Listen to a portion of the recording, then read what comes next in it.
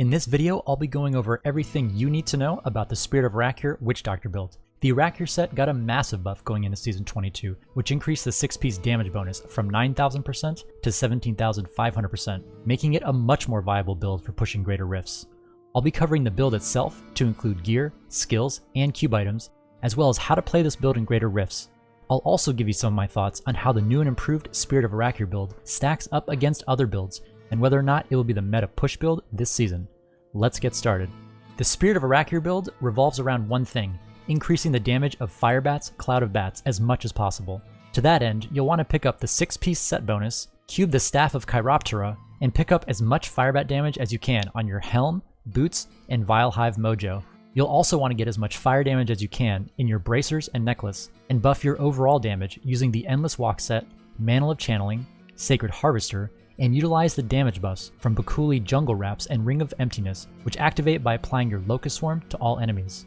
On the defensive side, the Sacred Harvester Lacumba Ornament combo will give you 60% damage reduction on top of the added resistance from Intellect, and you'll be taking Hex with the Jinx rune for the Arachyr 4-piece 50% damage reduction bonus. Mantle of Channeling will give you another 25% damage reduction, as will the Cloud of Insects rune from Locust Swarm. If you're playing solo, Unity is probably the best choice for your extra ring slot for an extra 50% damage reduction, assuming you also have one for your follower, as well as the follower item that prevents them from dying. If you're playing in a group, Convention of Elements is also a solid choice.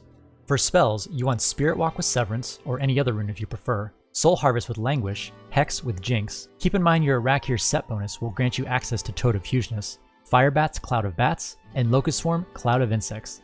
The last spot is a bit of a utility pick. Some choose to use Haunt with either Poison Spirit or Draining Spirit for extra damage or mana. For passives, you have a few options here. For hardcore, Spirit Vessel is always a must. Creeping Death is also important to maintain your damage buffs as well as the reduced damage debuffs on all mobs. Graven Justice, Confidence Ritual, and Swampland Attunement are all good picks depending on your needs. If you're feeling fine defensively, go with Confidence Ritual. Having issues staying alive, Swampland Attunement might be a better pickup in that last slot. As far as gems are concerned, you want Bane of the Trapped, Bane of the Stricken, and Taeguk or Pain Enhancer. Taeguk is usually a better option for solo content, while Pain Enhancer shines more in group play. You'll also want emeralds or rubies in your chest and legs for the extra armor. Since there's no real need for cooldown reduction, an amethyst is your best bet in your helm, or simply rolling no gem if you get lucky enough to roll intellect, vitality, crit hit chance, and firebat damage. This build heavily relies on area damage, so picking that up on any pieces you can will greatly benefit the effectiveness of this spec.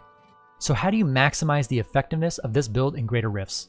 Spirit of Arachyr is a heavy AoE wave clear build. When you first get into a rift, be sure to get your Hex on cooldown for the 50% damage reduction and get to 10 stacks of Soul Harvest as soon as you can. Keep your Haunt on priority targets and cast your Locust Swarm early so it gets a chance to bounce to every mob. Keep in mind, you pick up the Pestilence rune from your Vile Hive, so Locust Swarm should hit every target in range. Because this spec heavily relies on area damage, you want to collect large groups of trash and pull them on top of elites and champions to maximize your DPS. Rift Guardians can be a challenge with this build, so you'll want to effectively clear the rift to leave as much time as you can for the RG.